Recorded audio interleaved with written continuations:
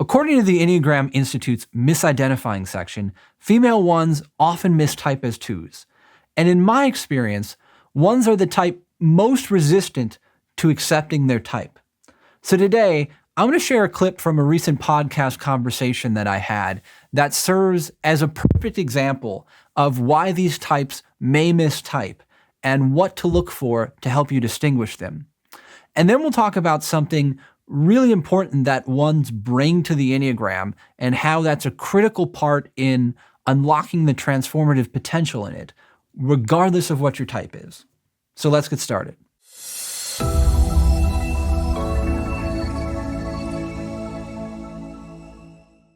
So this podcast clip comes from a conversation that I had with a friend, Holly, where I kind of framed our whole dialogue as a friendly debate over whether she's a one-wing two or two-wing one. And Holly came into this podcast identifying as a two, whereas I kind of felt that she was more so a one, albeit with a strong two-wing. And in this clip, Holly talks about taking different tests and relating to multiple types. But then as she narrows in on describing her core motivation, which is really what the Enneagram is all about, she says something that I think is really revealing about her type. So watch this brief clip. Let me know if you get one or two vibes from it, and then I'll share my thoughts about what I think is the most notable thing to come out of it. I've taken the Enneagram test at different points in my life. Like there was one time during COVID and I wasn't doing well. And I remember I got like an 8, I got a little bit of a 3. Like I don't know if I'd taken different ones or if I was just looking at like the percentage of what my scores were saying.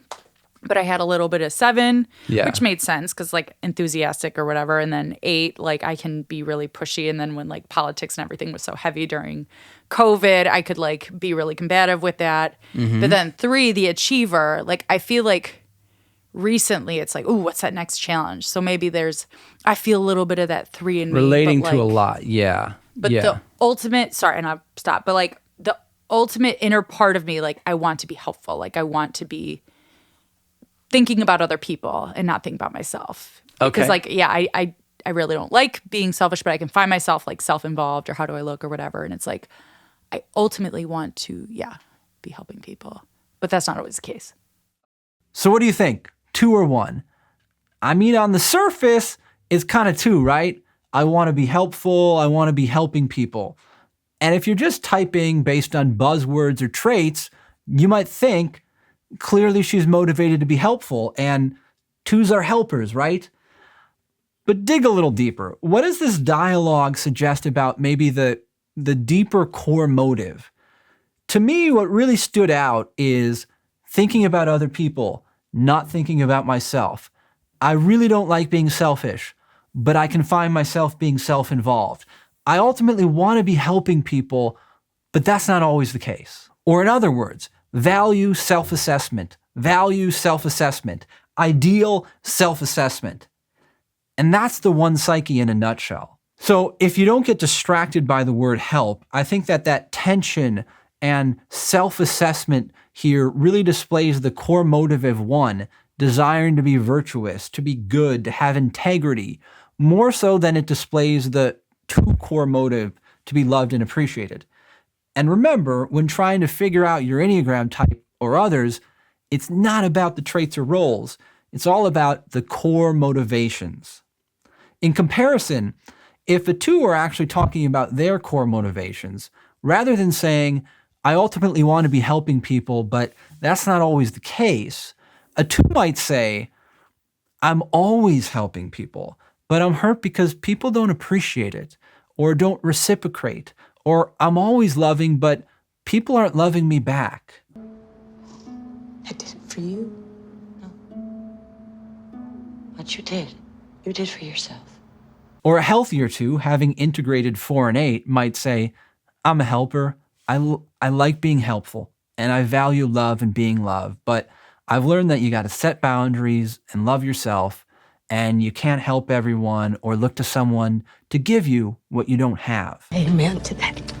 But again, I think that this dance between value and self-assessment that we saw in the dialogue really shows a great example of that 1 core motivation in action. Which, by the way, ones, is actually a gift that you have. Oftentimes, ones, I think, really feel that one is an unflattering type.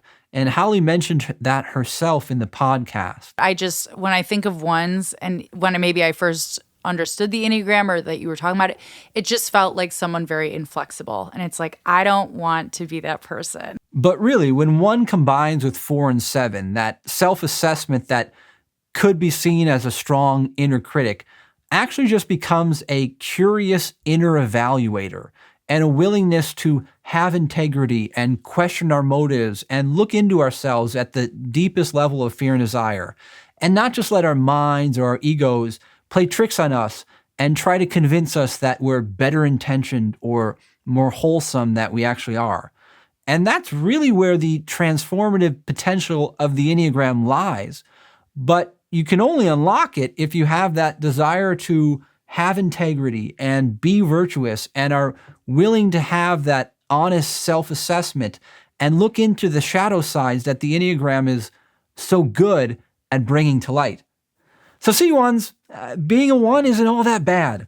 Anyhow, I hope that this helps to explain some of the differences between 1s and 2s and helps you to explore those energies in yourself. And if you want to go deeper into that topic, you can check out the whole podcast episode here. Thanks for watching.